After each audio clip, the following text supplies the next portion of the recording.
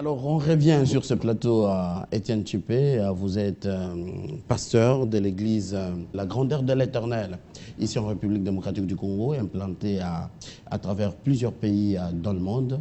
Notre deuxième partie de l'émission, il y a plusieurs questions.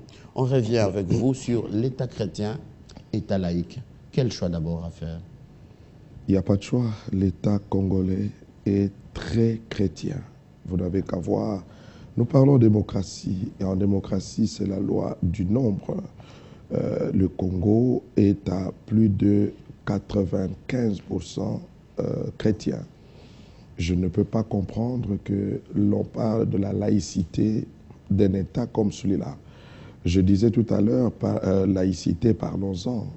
Aller en Europe, dans les pays qui sont très laïques et plus laïques que le Congo, des pays pratiquement athées.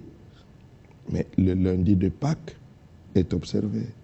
Le lundi de Pentecôte est observé. Ce sont des fêtes chrétiennes, mais dans les pays laïques.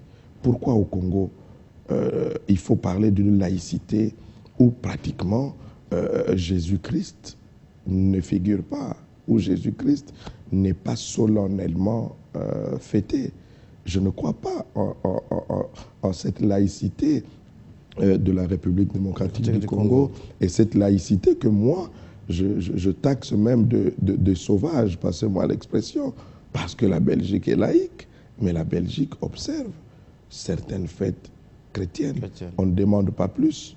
Il faut que la vertu, les valeurs chrétiennes soient coulées d'abord dans nos lois du pays. Et c'est ça le secret même de la bénédiction des pays européens qui, même s'ils ne croient pas en Dieu, mais au moins ils ont réussi à couler les principes divins dans leurs lois. C'est très important. Et c'est là où on peut voir que l'Église catholique a travaillé. Savez-vous qu'en Europe, par exemple, un citoyen qui travaille, il paye l'impôt à l'État, mais on lui prend aussi l'argent, une quote-part qui va directement au niveau de l'Église catholique.